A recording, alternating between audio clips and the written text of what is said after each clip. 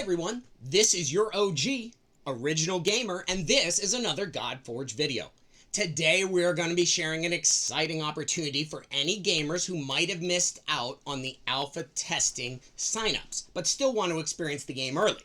We will also be revealing how to open a Reliquary Room at the end of this video. You're not going to want to miss it. So without further ado, let's optimize.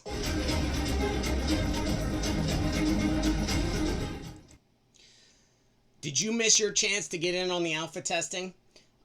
Is this something you want to, be a part of and see, but you just didn't sign up early enough? What if I told you you didn't have to miss a thing, okay? Well, your OG is going to be live streaming and recording videos for every level in this testing environment, and you can follow right along, but not just watch. I'm going to be using vote by poll to let you, the audience, influence all of my choices and decide everything from which starter champ I choose to what to focus on in terms of stats to build on gear or which levels to farm. You guys are going to get to play through your OG. We are going to make it as interactive as possible for those who aren't in the alpha, and this will give us more eyes on the game, thus helping to make it better. If this interests you, drop a comment below letting me know what 3-hour or 2-hour time slots work best for you to watch a live stream so that we can make that work for you. All right, so on to the next part of this. Another quick plug for something I've mentioned before, but we'll be touching on it again here. I will be giving away my main raid account once I get started with Godforge. So this is just a quick sneak peek of some of the champs I have on my account. Okay, so we're going to just go in real quick and give you a quick update of, let me just click these stupid little things. All right, so I've got a fully awakened Calamitous, a nice Nias the Shadow Thief is amazing as well. This one, the Calamitous, he's got almost 8,000 attack, so he hits pretty dang hard. Obviously, I have 4 Lady Mikage. I also picked up Mezimel Luperfang.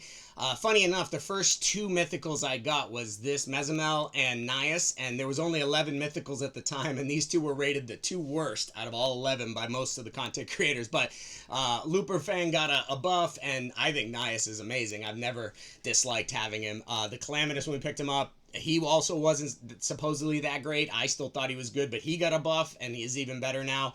Obviously, we've picked up a number of the free champions, as well as He-Man. We picked up He-Man. We got Fabian, who's amazing. Grabbed Alice. We have Mithrala. We have Lydia.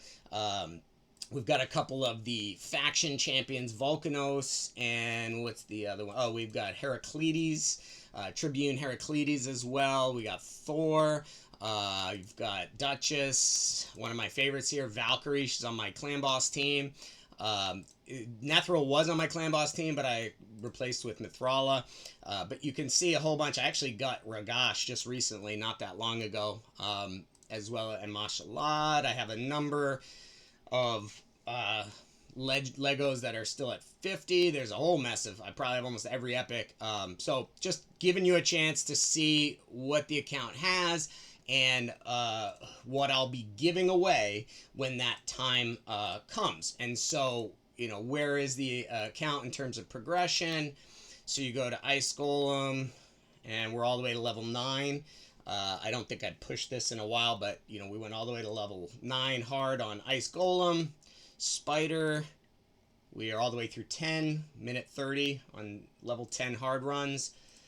Dragon's Lair, we are at level 9, so we're just shy, 1 shy. Fire Knight, we got to level 5. I think I haven't pushed this in a while either. I have really not been progressing too much in the account because I've been focused on Godforge, and Raid has just really been a maintenancing type thing. But I will definitely be giving away this account, so this will be something you're going to want to pay attention to as we get closer to the release of Godforge, and I will be giving away my Raid account. I also have a free-to-play account. I'm not sure anybody's going to want it, but I can give that away as well. Really has some neat characters on it as well. So that was just a quick jump off. Now, what we all came to see today is Scratch's video from about 2 weeks ago. Okay, Scratch is a big raid content creator. He put out this Godforge video 2 weeks ago showing the starter champs, okay? So we're going to watch the beginning of it, just the first minute and 40 or so, because it literally shows us, and I'm not sure if he even knew what he was showing us, maybe he did, but I put in the comments of his video like, wow, I guess this shows how to open a Reliquary Room, and I let it sit for 2 weeks, so now I'm putting it out there. I'm not trying to be the first on it or whatever, but I saw it and I was waiting for somebody else to call it out. So we are going to watch, oh, let me see why this isn't working. Let me refresh Scratch's video. Okay. Guys, we have some news about Godforge. We kind of like have a... All right, so Scratch is going to roll forward here. And this we haven't really seen, but we get to see Broomhild's leader bonus. We didn't know that. Then we get into this fight. Okay, so we see Broomhild use her core. She puts defense up on the team and also an intercept. If you'll notice, she has, this is her core ability, so an intercept. Then Zeus does something very interesting here. Watch the hit and watch this statue crash in the back. That is what we believe opens the Reliquary Room. You have to do a certain threshold of damage, knock over that statue, and that opens perhaps this Reliquary Room behind it. So you'll see that once Hercules and Musashi finish clearing these last two mummies, there will be a screen that pops up and says you've unlocked the Reliquary Room. What do do you want to proceed? So right here, you've uncovered a reliquary. Should we proceed? Now Scratch clicks yes here. So I assume he knows what he's doing, but we've never seen this before. This is the first two waves of the Reliquary Room. These are both Brazilian archers. They're common, cunning, green affinity, slayer class, order alignment. So they have higher attack, their base speed is 85, and their base resistance is 49. Pretty easy to beat with Zeus putting out the kind of damage he is. They're just going to move through these first two very easily. The second wave is interesting, though. So we see Hercules put attack up on the team or on himself, and then he hits and clears out the last. And then we move to the second wave in the Reliquary Room, and this is Leonidas and Aphrodite.